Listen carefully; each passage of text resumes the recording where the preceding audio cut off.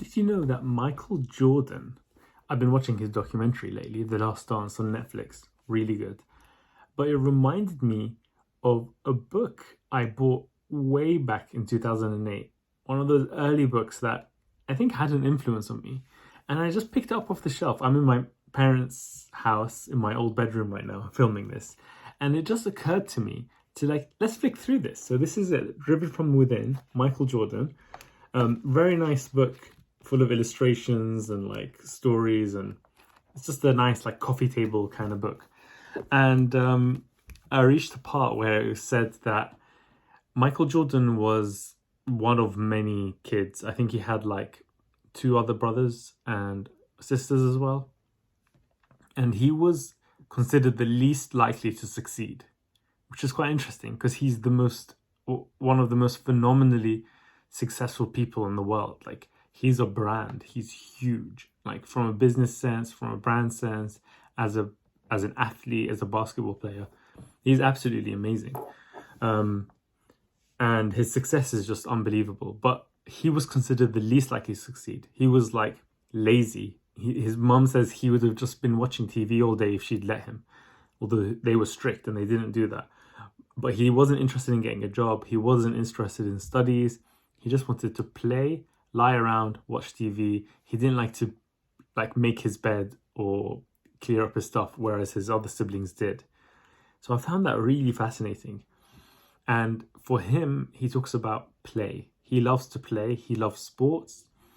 And I guess that's where his success comes from. Obviously, he had a lot of unfair advantages. There are quotes in the book which I feel influenced me in the direction away. In the book, in the Unfair Advantage book, I talk about the balance between hard work and earned success versus luck and sort of unearned success. And it really doubles down on the earned success side, not even mentioning about him being tall. He's 6'6".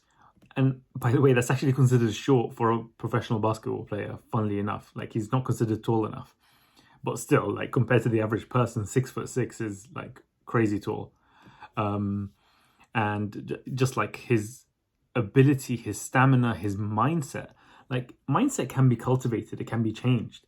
But there is something innate to somebody's competitiveness. He had older brothers and he was super competitive with them, playing, shooting hoops, stuff like that. But yeah, I just found it so fascinating to look at this, see how it's influenced me to talk about. I think there's a quote in there that says, "There is no success that isn't earned. Nothing of value comes without being earned." And it talks about earning success and earning luck. Look, not in red, nothing of value comes without being earned. And it's just really interesting, the mindset, because the mindset, and over here it says luck has nothing to do with it. Let me just show you. So over here it's kind of an art piece and it says practice, practice, and then in the middle there it says luck has nothing to do with it. And it's really interesting because it goes back to the idea of how we filter the world. What's the lens through which we look at the world? I studied economics, and in economics you study models.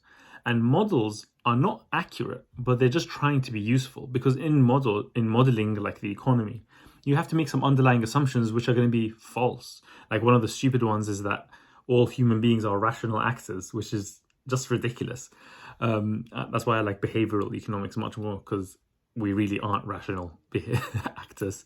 But yeah, you make assumptions.